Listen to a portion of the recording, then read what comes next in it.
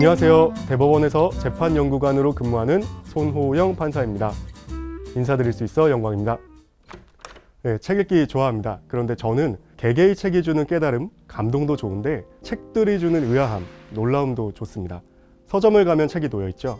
잘 살펴보면 책들을 진열하는 사람의 의도, 그리고 책을 찾고 읽는 사람의 바람, 관심, 욕망이 있습니다. 그리고 그러한 것들이 조합되어 나타나는 시대의 질문, 세상의 흐름, 이런 걸 조금은 읽을 수 있거든요. 그래서 저는 그 과정이 너무 좋아요. 제가 현재를 살고 있구나, 이런 마음이 들기 때문입니다. 물론 새 책 자체가 주는 산뜻함도 너무 좋지만요. 네, 저는 최근 우리가 당면한 화두는 단연코 AI라고 생각합니다. 언젠가 알파고가 등장하고 IBM이 왔으니 활약하던 때와는 또 다르다고 생각이 들어요. 그때는 될까? 이런 느낌이었다면 지금은 되겠다, 이런 느낌이랄까요? 새로운 시대를 맞이하는 것 같습니다. 또 서점에 가서 책들을 보면 이제 세상은 묻는 것 같습니다. AI가 우리 삶에 미치는 영향은 어떻게 될까? 내 직업이 없어지는 거 아니야? 이런 질문을 넘어서 너가 AI랑 다른 게 뭐야? 그러니까 좋다 나쁘다를 떠나서요. 인간다움, 사람다움이란 건 무엇일까? 이런 걸 묻는 것 같습니다.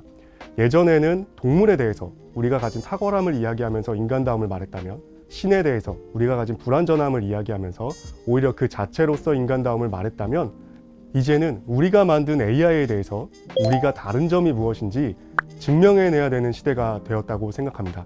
이런 질문은 서점에 가면 쉽게 읽을 수 있는 것들이겠죠. 저도 답을 찾아가는 중입니다. 하지만 여기서 돌아가신 박안서 작가님의 말씀에서 힌트를 얻어볼까 합니다. 박안서 작가님은 인간으로 하여금 끊임없이 사색과 반성을 요구하는 학문이 있다고 하셨습니다. 우리는 그것을 인문학이라고 부르고요.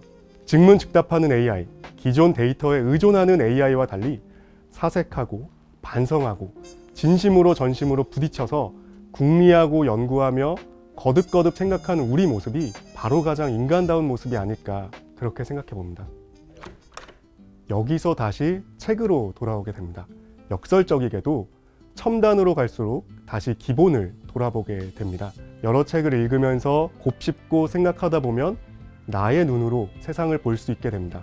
공자님께서 그래서 이 립을 말씀하셨지 않나 생각해 봅니다. 내 발로 든든히 땅을 짚고 설 수 있을 때, 그때 우리는 우리의 주관이 생기고 중심이 섰다고 할 수 있지 않을까요? 어떤 책을 고를 필요는 없다는 것이 제 개인적인 생각입니다. 일단 어느 책이든 읽고 소화하는 것이 중요하다고 생각합니다. 한 가지 확실한 기준은 나의 지평을 넓힐 수 있느냐인 것 같습니다. 더 높게, 더 크게, 더 깊게, 그리고 더 바르게. 만화책을 읽어도 상관없습니다. 여담이지만 저도 만화책 많이 읽었습니다. 제가 이문열 작가님의 삼국지 평역을 읽은 때가 초등학교 4학년입니다. 갓 10살짜리가 그 책을 어떻게 읽지 싶지만 그때 삼국지 게임을 했거든요. 요코야마 미스테로의 삼국지 만화책도 읽었고요. 그러니까 더 깊게 들어가고 싶어지는 거죠. 삼국지라는 세계에. 그렇게 책을 읽게 되는 것 같습니다. 그 다음에는 정사 삼국지를 읽게 되고, 삼국지에서 나오는 여러 인용되는 고사의 주인공들을 알고 싶으니까 사마천의 사기를 읽게 되고, 이런 식이 되는 것 같습니다. 놀랍게도 경험적으로 바쁠 때 더 많은 일을 할 수 있습니다. 여유가 있으면 늘어져서 오히려 시간이 모래처럼 가루가 되더라고요. 손으로 움켜쥐어도 줄줄 새나가죠. 하지만 바쁘면 집중하게 되고, 집중하면 시간이 단단해집니다. 그때 시간을 꽉 쥘 수가 있는 것 같습니다. 그러면 효율이 최대 3배까지는 올라가는 것 같아요. 시간이 늘어나는 거죠. 그때 책을 읽으면 됩니다. 제 생각은 독서를 꼭 책으로만 할 필요도 없다고 생각합니다. 이동 시간엔 유튜브도 들을 수 있고 신문도 볼 수 있습니다. 제가 예전에 사법시험 공부할 때는 하루에 신문을 3번이나 봤습니다. 머리 식히고 싶을 때 10분씩. 근데 쌓이면 하루에 30분은 됩니다. 한 달이면 어마어마하죠. 어느새 책을 읽게 되는 것입니다. 요즘은 김수현 기자님이 쓰신 자본시장의 문제적 사건들을 읽고 있습니다. 이 책은 최근에 자본시장에서 문제된 사건을 적절히 소개하는데 입체적으로 읽을 수 있어 좋았습니다.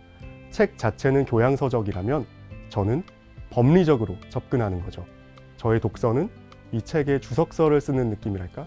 내가 판사라면, 내가 변호사라면, 내가 당사자라면 하면서 끊임없이 질문해보고 답해보고 이렇게 입체적인 독서를 하는 식이었습니다. 흔히들 우리 사회를 지탱하는 2가지 큰 기둥이 있다고 하죠. 민주주의와 자본주의. 거칠게 말해서 민주주의는 선거를 예를 들면 1인 1표입니다. 사람의 생명값이고 사람의 머릿수죠. 머릿수가 많을수록 다수가 됩니다. 자본주의는 회사를 예를 들면 1주 1표입니다. 돈이 많을수록 다수가 됩니다. 그러면 소수자는 어떻게 될까요? 의사결정에서 배제되는 것인가요? 그 지점이 우리가 있기 쉬운 또 하나의 우리 사회를 지탱하는 기둥인 법치주의가 역할을 하는 지점이라고 저는 생각합니다. 다수자든 소수자든 공정하게 적용되도록 법을 올바르게 해석하고 적용하는 것. 법치주의는 바로 그런 역할을 하는 것이고 저희 법조인은 바로 그런 역할을 하는 사람들이라고 생각합니다. 예비 법조인들께서는 이 부분을 염두에 두셨으면 좋겠습니다. 로마인 이야기에서 시오노 나나미가 말했던 것으로 기억합니다. 개인의 이익과 공익을 일치시키는 것이 좋다고. 그래서 저도 조금 부끄럽지만 그분의 말에 기대어 이렇게 말씀드릴 수 있습니다. 제가 최근에 쓴 판사의 언어, 판결의 속사를 추천드립니다. 판사가 세심히 매만진 언어를 통해 그간 판사가 해온 노력을 투명하게 보였달까요? 한번 봐보시면 어떨까 싶습니다.